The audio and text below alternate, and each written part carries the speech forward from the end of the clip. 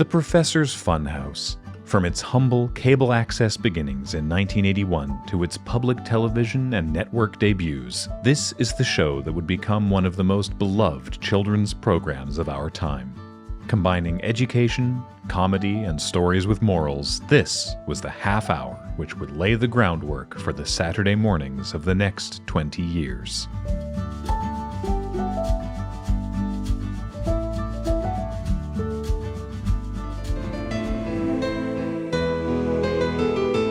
It all started in a little 600-watt cable station in Fresno, California, with 8 friends and an idea. Well, we'd all seen kid shows with puppets, like The Friendly Giant and Sesame Street, you know. And, I mean, they were great shows, but they were just missing something, right? I mean, I'm a huge fan of The Friendly Giant myself.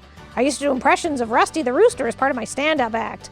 But those shows just didn't quite have it. People, yeah? Humans. I mean, everyone loves humans, yeah? Obviously our show was a show for humans, but all the other shows had humans on them. Well, kids see humans every day. How is that special? We wanted to make our show really special. Even the Muppet Show, the holy grail of puppet shows, relied on their celebrity guests. Well, why not? Well, why not? Why not do a show with an ensemble cast made entirely of puppets? Well, work had been slow for all of us, so everyone was in. Ferdy started talking to the station manager, who wasn't sure if the idea would fly, but to his credit, gave us the chance to prove ourselves. It was all marketing. I mean, obviously we wanted to make a wonderful children's show, but we had to get it out there, and it had to be marketable. So, against some protest from the cast, we used archetypal characters. I hopped around, came I came out of the hat. I delivered the eggs on the Easter specials. I ate carrots. Let me tell you, I can't stand carrots. I'm an elephant, and we're known for our excellent memories. So it was decided that I would be Professor Pachyderm, and the name of the show just happened. It really gave us direction. On January 15th, 1981, The Professor's Funhouse premiered on CFUV Channel 87 in California. Within the year, it had been picked up by the local public station, CFUR Channel 9. We could hardly believe it. Us on public TV. We were ecstatic. It was indescribable. The world fell in love with the Funhouse, and its success increased. A line of children's books and a home video series followed. Things were going well for the puppets. The show became so popular in North America, there was a great demand for a Canadian version, just as Sesame Street had done.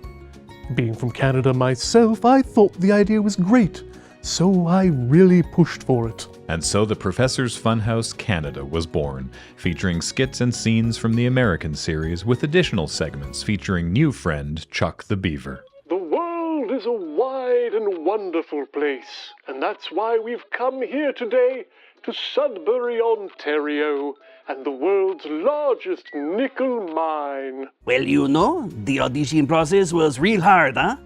But in the end, I was just so proud to be made a part of this family. I mean, really, it totally launched my career, huh? I'll always look back fondly on my time in the Funhouse. The Funhouse stayed with public television for 9 years until it was picked up by ABC in 1991. They'd finally made the big time. Network TV! This was unprecedented. A cable access show hosted by puppets actually getting a Saturday morning slot on a major network. Can you imagine doing something with your friends that becomes your entire career? We were getting the star treatment. We were so fortunate. We had sponsorship deals, our own line of toys. Ferdy even got an honorary doctorate from his hometown at the University of Northern British Columbia. By now, the Funhouse and its cast of characters had more than just their foot in the door. They were part of American culture.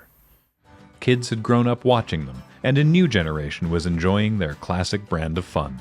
But as always, fame slowly began to take its toll. Evelyn, Nutty the Squirrel, had been smoking for years against the better advice of doctors and her friends. But After we got picked up by the network, the stress of the schedule started getting to her, and her smoking got worse and worse until finally she was diagnosed with throat cancer.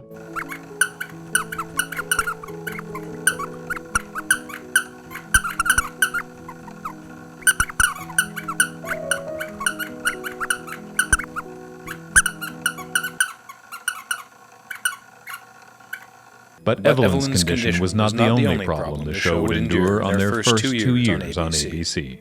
I just felt that the show was getting tired. We were just covering the same stuff over and over again. I mean, how many times can you talk about the colors of the rainbow and keep it interesting?